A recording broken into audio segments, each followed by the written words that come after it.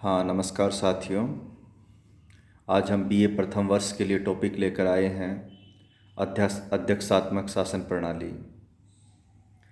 इससे पहले के वीडियो में हमने संसदीय शासन प्रणाली पर बात की थी। हमने बताया था कि दुनिया भर में लोकतंत्र के आदर्श को हासिल करने के लिए अलग अलग शासन प्रणालियों का इस्तेमाल किया जाता है और हर देश अपनी परिस्थितियों को ध्यान में रखकर, अपने इतिहास को ध्यान में रखकर अपनी शासन प्रणाली का चयन करता है। इसीलिए दुनिया की तमाम शासन प्रणालियाँ एक जैसी होती हुई भी उनमें गहराई पर जब हम जाते हैं तो बहुत सी विभिन्नताएं पाते हैं। हमने पिछले वीडियो में संसदीय शासन प्रणाली पर बातचीत करते समय बताया था कि भारत और ब्रिटेन दोनों में संसदीय शासन प्रणाली होते हुए भी कुछ भिन्नताएं हैं कि ब्रिटेन में जहां सीमित राजतंत्र है, भारत ने गणतंत्र को अपनाया है संसदीय शासन व्यवस्था के साथ। तो उसी तरह दुनिया के कई देशों में अध्यक्षीय शासन व्यवस्था है और सबसे पहले नाम अमेरिका का आता है, यूएसए का। उसके बाद ब्राज़ील, मैक्सिको, स्विट्ज़रलैंड, ये कुछ देश हैं, ये दक्षिण अफ्रीका, ये अध्यक्षीय शासन प्रणाली वाले कुछ देशों के नाम हैं। ऐसे बहुत से देश हैं। कुछ ऐसे भी देश हैं जिनमें अर्ध अध्यक्षात्मक शासन प्रणाली है। इसका उदाहरण हमारे बगल में श्रीलंका का है। यानी कि ये संसदीय और अध्यक्षात्मक का एक मिला जुला रूप है। हमने बताया ना कि लोकतंत्र, उत्तरदायी शासन, ये सब लोकतांत्रिक समाजों की ज़रूरत है और इस ज़रूरत को पूरा करने के लिए हर देश अपने तरीके से उस रास्ते का चुनाव करता है। तब हम बात करते हैं कि अध्यक्षीय शासन व्यवस्था है क्या। अध्यक्षीय शासन व्यवस्था या संसदीय शासन व्यवस्था, इनके निर्धारण का जो सबसे बड़ा पैमाना है, फार्मूला है, वो शासन के अंगों के मध्य जो रिलेशन को लेकर है। हमने संसदीय शासन व्यवस्था में बताया था कि वहाँ कार्यपालिका और व्यवस्थापिका में सजातीयता पाई जाती है। शक्ति पृथक्करण का सिद्धांत है, वो आधा अधूरा मिलता है। इसी तरह जब हम अध्यक्षात्मक शासन व्यवस्था की बात करते हैं तो यहाँ शक्ति पृथक्करण के सिद्धांत की जो पालना है वो अक्सरशः होती है। यहाँ कार्यपालिका, न्यायपालिका, व्यवस्थापिका तीनों एक दूसरे से स्वतंत्र होती हैं।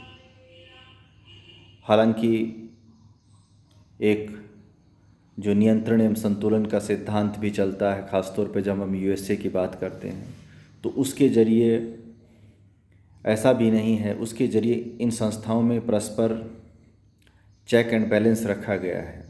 ऐसा नहीं है कि सरकार के किसी अंग को स्वतंत्र किया गया है और वह अंग मनमानी करने लगे। तो अपनी सीमाओं में रहकर जो स्वतंत्रता का उपभोग है वो शासन का हर अंग कर सकता है। यानी कि वो अनुचित दखल से संरक्षण दिया गया है शक्ति पृथक्करण के सिद्धांत के द्वारा। लेकिन मनमानी करने की इजाज़त शासन के किसी भी अंग को नहीं है। इसीलिए कुछ ऐसे प्रावधान रखे गए हैं जिससे कि अगर एक अंग मनमानी करता है तो दूसरे अंग उस पर नियंत्रण कर सके। जैसे अमेरिका में अगर न्यायाधीश मनमाने फैसले देने लग जाएं और गलत रास्ते पर चल निकलें या दुराचरण के शिकार हो जाएं, तो वहाँ पार्लियामेंट के पास, जो वहाँ की कांग्रेस जिसे कहते हैं, उसके पास ये शक्ति है कि वो महाभियोग के जरिए उनको हटा सकती है। अमेरिका में राष्ट्रपति को हटाना मुश्किल तो है लेकिन नामुमकिन नहीं है। संसदीय व्यवस्थाओं में जहां प्रधानमंत्री और मंत्रिपरिषद के विरुद्ध अविश्वास प्रस्ताव लाया जा सकता है और उसे हटाया जा सकता है, किंतु अध्यक्षीय शासन व्यवस्था में राष्ट्रपति के विरुद्ध अविश्वास प्रस्ताव नहीं लाया जा सकता और न ही उसे कोई साधारण बहुमत से हटाया जा सकता और न ही राष्ट्रपति व्यवस्थापिका के प्रति उत्तरदायी होता है। लेकिन फिर भी अगर राष्ट्रपति मनमानी करे, देश के विरोध में कोई काम करे, तब व्यवस्थापिका के पास ये अधिकार होता है कि वो अध्यक्षात्मक शासन व्यवस्था में भी राष्ट्रपति के विरुद्ध महाभियोग ला सकती है। इसलिए दुर्लभ स्थितियों में नियंत्रण की पावर दी गई है, लेकिन सामान्यतः आप स्वतंत्र होकर अपना काम कर सकते हैं।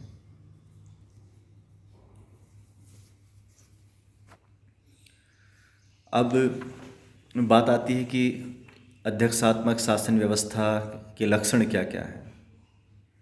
हम कैसे पहचानेंगे कि किसी देश की शासन व्यवस्था अध्यक्षात्मक है। तो सबसे पहले अध्यक्षात्मक शासन की विशेषता, जिस पर हमने अभी चर्चा भी की है, कि यहाँ शक्ति पृथक्करण होता है, सेपरेशन ऑफ पावर।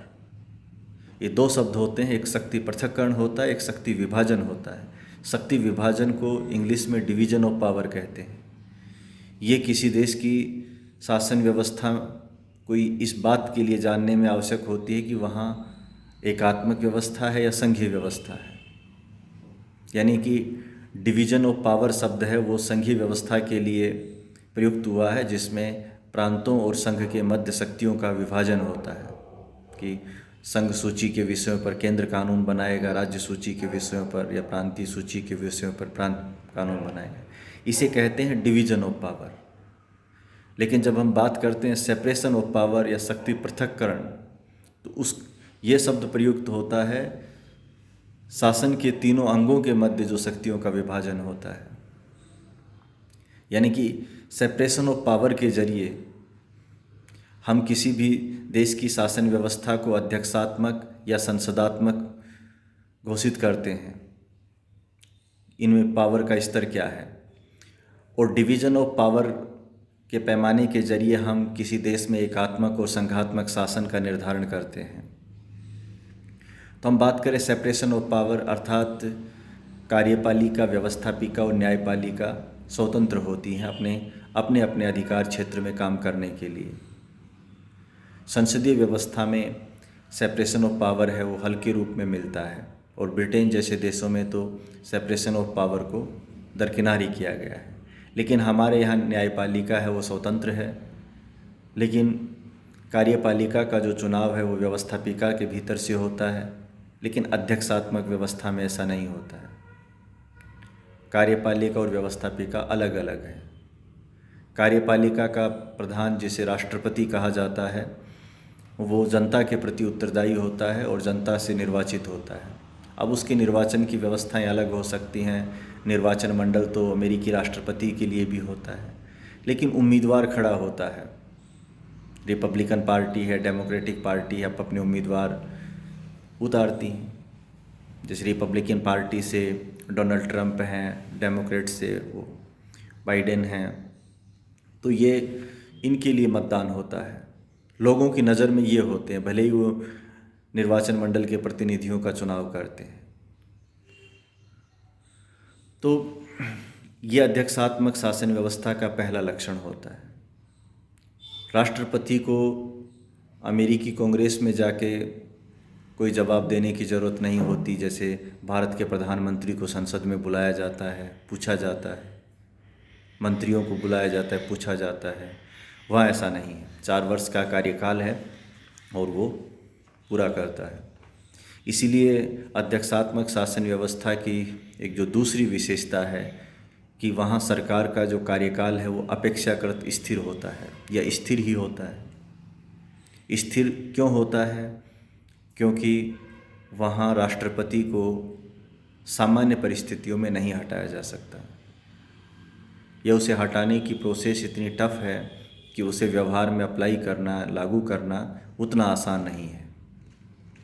भारत में अगर कोई प्रधानमंत्री ठीक से काम नहीं कर रहा है, नीतिगत विफलता का बार बार शिकार हो रहा है, तो संसद के पास ये अधिकार है कि वो सरकार के खिलाफ अविश्वास प्रस्ताव ले आए और वह अविश्वास प्रस्ताव वहाँ सदन में उस समय उपस्थित एवं मत देने वाले सदस्यों के साधारण बहुमत से पास हो जाता है। तो प्रधानमंत्री और उसकी मंत्रिपरिषद को तुरंत प्रभाव से हटना होता है। भारत के राजनीतिक इतिहास में या संसदीय इतिहास में ऐसे कई मौके आए हैं जब सरकारों ने सदन में अपना विश्वास खोया है और सत्ता से बेदखल हुए हैं। लेकिन वहाँ अमेरिकी सिस्टम में या अध्यक्षात्मक शासन व्यवस्था वाले देशों में ये सब आसान नहीं है। महाभियोग का प्रस्ताव है, प्रक्रिया है, लेकिन वो बहुत टफ है। उसमें जो हटाने की मेजॉरिटी का जो लेवल है वो बहुत हाई है। दूसरा,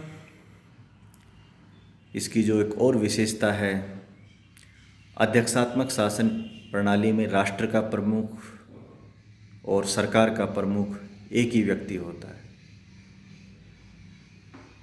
जैसे अमेरिका में डोनाल्ड ट्रंप वहाँ के राष्ट्रपति हैं, वो देश के भी प्रमुख हैं और वहाँ की सरकार के भी प्रमुख हैं। संसदीय व्यवस्था में ये दो व्यक्ति होते हैं, राष्ट्र के प्रमुख राष्ट्रपति होते हैं और सरकार के प्रमुख प्रधानमंत्री होते हैं। जैसे भारत में संसदीय व्यवस्था है, इसलिए राष्ट्र के प्रमुख तो राष्ट्रपति जी हैं, रामनाथ कोविंद जी, और सरकार के प्रमुख प्रधानमंत्री अर्थात नरेंद्र मोदी जी। तो ये दोनों अलग अलग व्यक्ति हैं। एक अन्य जो विशेषता है अध्यक्षात्मक शासन प्रणाली की, कि यहाँ जो राष्ट्रपति का मंत्रिमंडल है, उन मंत्रियों का व्यवस्थापिका का सदस्य होना अनिवार्य नहीं है और वो राजनीतिक विरासत से निकले हों ये भी ज़रूरी नहीं है। किसी दल के हैं भी या नहीं है, ये कोई मायने नहीं रखता है। अर्थात राष्ट्रपति का चुनाव होता है। अब राष्ट्रपति ये तय करता है कि उसे अपने मंत्रिमंडल में किसे शामिल करना है। वो किसी यूनिवर्सिटी के प्रोफेसर को जो आर्थिक मामलों का जानकार है उसे वित्त मंत्री बना सकते हैं। जो किसी रिटायर्ड फौजी अफसर को जिन्हें लगता है कि रक्षा मामलों के अच्छे जानकार हैं, उन्हें रक्षा मंत्री बना सकते हैं। किसी बड़े शिक्षाविद को वो वहाँ के शिक्षा मंत्री बना सकते हैं। और उसे जब लगे कि नहीं, अब इनसे देश को मदद नहीं मिल रही है, तो कभी भी उसे हटा सकते हैं। तो जितनी आज़ादी अध्यक्षात्मक शासन व्यवस्था में राष्ट्रपति को अपने मंत्रिमंडल के गठन में होती है, उतनी आज़ादी संसदीय व्यवस्था में प्रधानमंत्री को अपने मंत्रिमंडल के गठन में नहीं होती है। प्रधानमंत्री को संसद के दोनों सदनों में से ही किसी सांसद को मंत्रिमंडल में शामिल करना होता है। हालांकि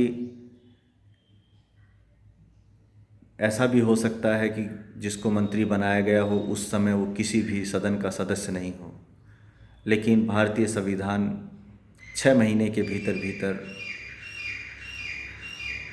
किसी भी सदन के सदस्य बनने की इजाज़त देता है कि आपने 6 महीने अपना मंत्री पद लेने के बाद 6 महीने के भीतर आप या तो लोकसभा का कहीं चुनाव जीत के आएँ, कोई उपचुनाव जीत के आएँ, या फिर किसी राज्य से राज्य विधानसभा जो राज्यसभा का चुनाव है वहाँ से जीत कर आएँ, तब आप मंत्री रह पाएंगे, वरना 6 महीने बाद हटना पड़ेगा। तो ये भी जो अध्यक्षात्मक शासन व्यवस्था की एक नायाब विशेषता है।